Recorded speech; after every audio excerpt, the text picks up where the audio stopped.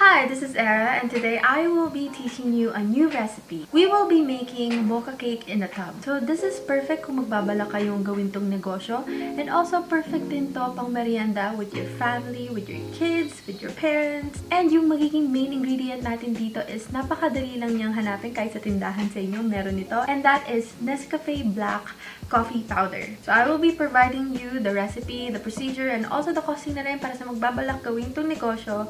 But before we start, I just want to thank 13,000 of you for subscribing. So comment down below your name, kung taga-san kayo, because I just want to get to know you guys. And also, if you are new to my channel, make sure to like and subscribe for more negosyo recipes. And also, you can follow all my social media platforms right here. Okay, let's start. Here is the ingredients for this recipe. You can take a screenshot if you want, and also I will be putting it sa description down below. Okay. In this recipe, gagamit tayo ng steamer. So, first, lagyan muna natin ng tubig ang ating steamer. So, wag nyo siyang pupunuin. Half lang dapat, and then isa lang na natin. And also, if you are going to use an oven, preheat nyo siya ng 10 minutes. And ang temperature niya dapat ay 175 degrees Celsius. Okay, so let's start. Pagsamasamahin natin ang ating dry ingredients. So, we will be using cake flour, 2 cups. Mabibili naman to sa bakery supply store or sa mga grocery store, basta hanapin nyo lang sa baking supplies. If wala kayong cake flour, pwede kayong gumamit ng all-purpose flour. Next is our 1.5 teaspoon ng baking powder. So, we will be using baking powder para pampaalsa. And then, our baking soda. So, maglagay lang tayo ng half teaspoon. And then, half teaspoon ng salt. Make sure to spoon and level all our ingredients. And isift muna natin para walang buo-buo.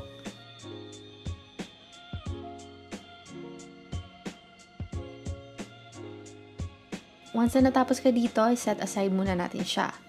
In a separate bowl, i-mix na natin ang ating wet ingredients. Isali na muna natin ang ating white sugar. So, this is 1 1/4. As you notice, white sugar yung ginamit ko dito instead of brown sugar, only because if you are trying to bake a cake, it should be relatively dry. So, I try to stick with granulated white sugar.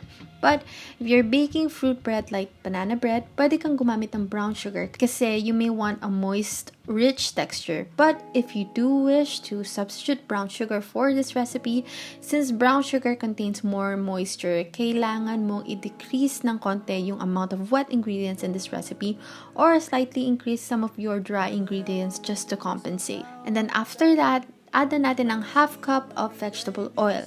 If maghahanap ka ng best type of oil to use, you can use canola oil. Kasi canola oil has very little flavor, particularly when used in baked goods. It is considered a neutral tasting oil and will allow the flavor of your cake to shine through. But, medyo mas pricey nga lang siya. If nagtitipid ka or ipang nenegosyo mo, pwede ka nang gumamit ng mga substitute like vegetable oil, which is what we're gonna use today. So, haluin lang natin siyang mabuti. Next, let's add in our 2 large eggs. So, 1 at a time. And also, kinrack ko na siya on a separate bowl. If you are a beginner, pwede mong i-crack muna siya sa separate bowl kasi pag diniretso mo siyang ihalo sa batter natin, may tendency, alam mo yun, baka masama yung shell and mahirapan kang tanggalin. So, mas safe kung sa separate bowl natin siya gagawin. Then, add in 1 cup of evaporated milk, 1 teaspoon of vanilla, and then add in our coffee mixture. So, dito gumamit ako ng Nescafe Classic Black Coffee Powder. And then, dinisolve ko siya sa 1 cup of hot water. Haluin lang natin siyang mabuti.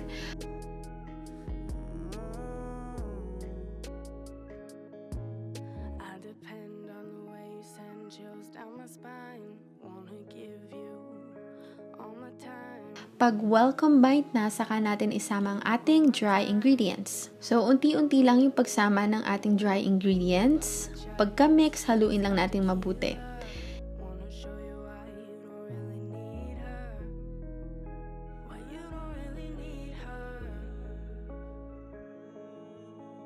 In this video, mapapansin nyo, medyo may buo-buo pa siya, kaya sinif ko muna ulit just to make sure, para maging smooth yung ating cake pag niluto.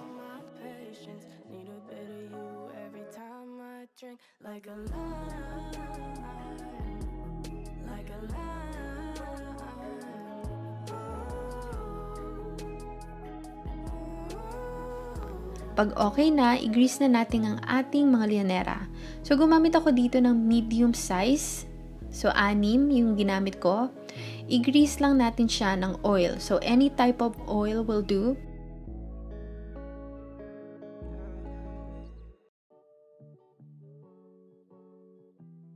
And then, lagyan na natin siya ng parchment paper sa bottom para di dumikit at madali natin makuha pag naluto.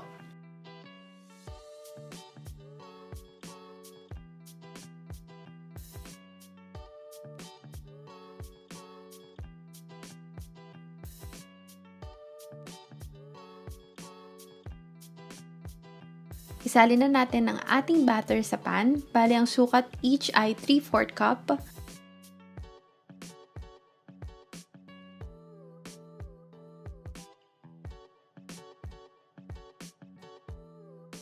Pag nasalinan na natin lahat ng pan, itaktak lang para ma-release yung ibang air. And then, isa lang na natin sa ating steamer. Kung nag-aalala kayo, baka mabasa o maglagyan ng tubig yung ating cake, pwede nyo takpan each yung lanera natin ng aluminum foil. Pero kung wala naman kayong aluminum foil, pwede nyo na rin siyang takpan ng cloth, just like what I did in this video. And then, isa lang na natin ang ating cake sa steamer. After that, takpan lang natin mabuti at orasan ng 15 to 20 minutes. But for me, niluto ko siya ng 20 minutes in medium heat. Make sure na nakulo ang tubig sa ilalim. And also, if you are going to use an oven, 175 degrees Celsius, 10 to 18 minutes. And ang function knob dapat ay lower and upper. Also, sa gitna nyo siya ilalagay. Pag okay na, i-check lang gamit ang ating toothpick or any tester na meron ka. Pag wala na sumasama na batter, it means okay na yung ating cake. Hanguin lang natin and then set it aside for 10 minutes bago natin siya alisin sa lalagyan. Pag medyo nahahawakan na ang ating lanera, gamitin lang natin ang toothpick sa mga sides para maalis ang dikit at madali siyang maisalin. So habang totally pinapalamig natin ang ating cake, gagawa na tayo ng ating Mocha Ganache. So, in this pan, hindi muna natin bubuksan yung apoy. Pagsamasamahin muna natin ang ating ingredients. So, unahin muna natin ang evaporated milk. This is 1 can, 370 ml. Then, 380 grams ng condensed milk. After that, add in our 125 ml all-purpose cream. Ang brand nito ay Alaska Crema, but honestly, kahit anong brand naman pwede. And then, 3 tablespoons ng cornstarch.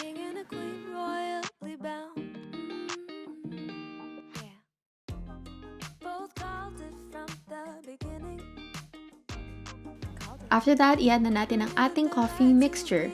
So, nag-dissolve lang ako ulit ng 1.5 teaspoon ng coffee powder sa 1 tablespoon ng hot water. Pagsamasamahin lang, tapos i-mix siyang mabuti para walang buo-buo.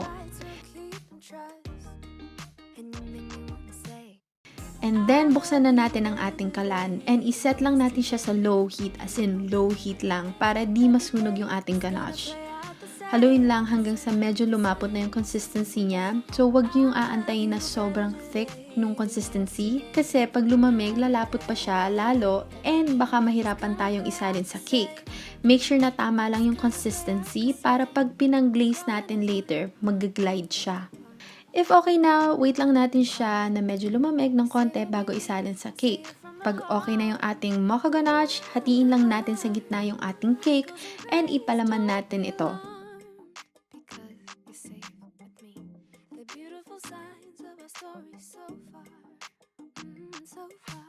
So, 1 to 2 tablespoon ng ganache para mas maging malasa ang ating cake and magmukhang presentable ito pag hinati.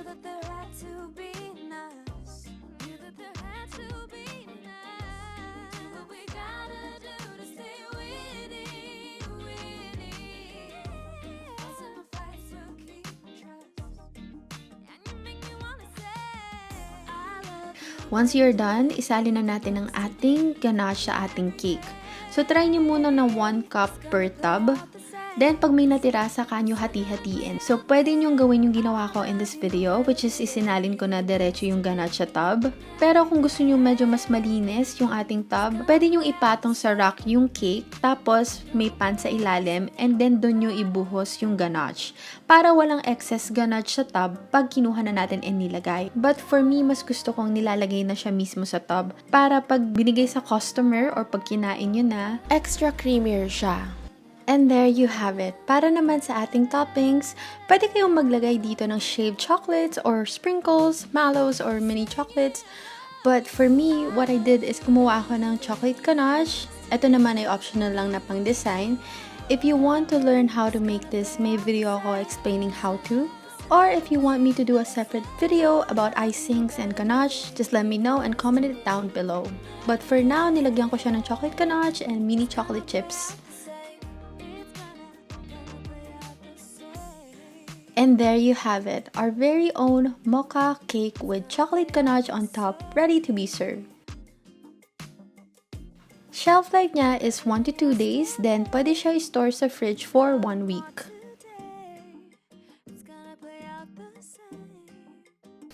Okay, so nandito na tayo sa part ng taste test, and nandito na ang ating finished product. So, I like my cake na meron pa siyang icing sa loob. See? So, pag kinain ko siya ng ganito, ganan. Oh my gosh, ang dami. So, yeah. Meron akong pagdidepan. Ah! See it? Masyadong blurred. Okay.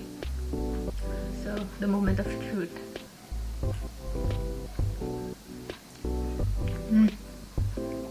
Sobrang moist niya.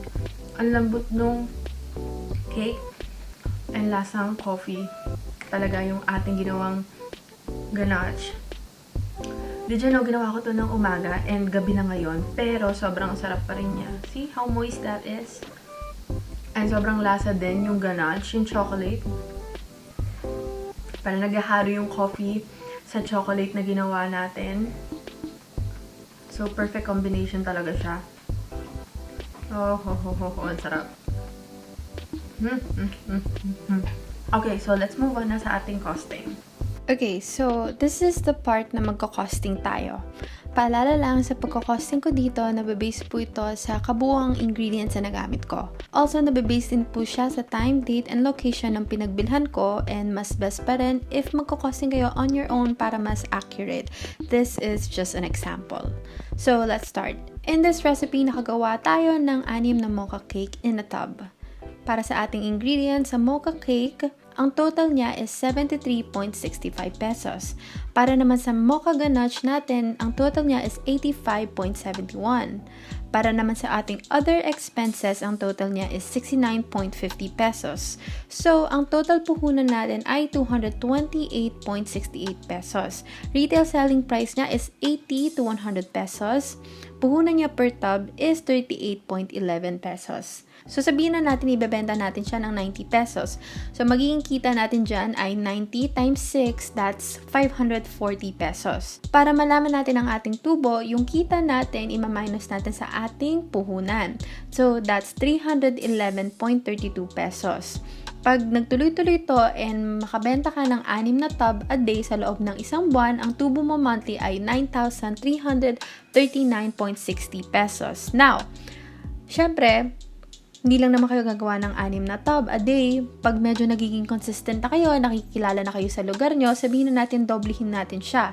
Ang total puhunan natin ay magiging 457.36 pesos. Ang magiging kita natin dito pag nakabenta tayo ng 12 tub ay 1,080 pesos. Para naman sa ating tubo, ang tubo mo a day ay 622.64 pesos. Pag nakabenta ka ng 12 tub a day sa loob ng isang buwan, ang tubo mo monthly ay magiging 18,679 pesos. So, just imagine, sa less than 500 peso mo na puhunan a day, magkakaroon ka ng 18,000 a month. So, sulit na sulit gawin tong mocha cake business. So, before we end this video, I just want to do a little bit of life talk, chikahan with you guys. and this is called How to Figure Out What to Do with Your Life. So, are you a person who is lost in this world? Alam mo yun, yung hindi mo alam kung saan ka pampunta, hindi mo alam kung ano bang ginagawa mo, feeling mo sumusunod ka lang sa agos ng buhay. You know, there's a secret to a long, happy life with purpose every day. And it's called Ikigai. So, alamin muna natin ano ba meaning ng Ikigai. The word Ikigai means a reason to live, or more specifically, the reason to get up in the morning. And this is a process of discovery that somehow I've been also applying in my life and has deeply affected me, and I hope you can learn from it too. So finding your Ikigai means finding your purpose in life, but also adding value to the world's need as well. As Frederick once said, the place where God calls you to is the place where your deep gladness and the world's deep hungers meet. So as I share this with you, you can also grab a paper and start doing this exercise with me. So basically, Ikigai is seen as the convergence of the following 4 core elements. Number 1, what you love. Ito yung passion mo. Number 2, what you are good at. This is your vocation. Number 3, what you can get paid for. This is your profession. And number 4, what the world needs. Which means that's your mission. So, sa paglagay mo nun sa what you love, this is the fun part kasi ito yung mga hobbies mo, yung mga interests mo, ito yung mga bagay na namomotivate ka. Questions you need to ask yourself are, what is your hobby? What would you do if you didn't have to worry about money? Ano yung nagpapa-excite sa'yo that gets you in the flow when you do it? Next is what you are good at. This question is meant to figure out yung mga natural gifts mo, yung talents mo, yung skills mo. Questions that you should ask yourselves are, what parts of your current job are you effortlessly good at? Or kung nasa school ka man, ano yung mga subjects na nag-excel ka? What do people look to you for help with? Or is there anything you want to be more good at? Next naman is what you can be paid for. This question is about the things that can put bread on your table, whether you enjoy them or not. What have you been paid for before? What would you be doing if you're not in your current job? And also, what do you want to get paid for? And then last is what the world needs. So ito, pwede mo pa itong paliitin kasi medyo malaki yung world. It can go down to your culture, your nation, sa lugar nyo, or sa pamilya nyo. So these are the questions you need to ask yourself. What problems in your society would you like to help solve immediately? What issue in your community world touch you emotionally? And how can you contribute to create a positive effect to those around you? So finding your Ikigai is very simple. You just need to take a few minutes to write whatever keywords, phrases, and ideas na naiisip mo, and then i-circle mo lang yung magmamatch. Then look for areas of natural overlap.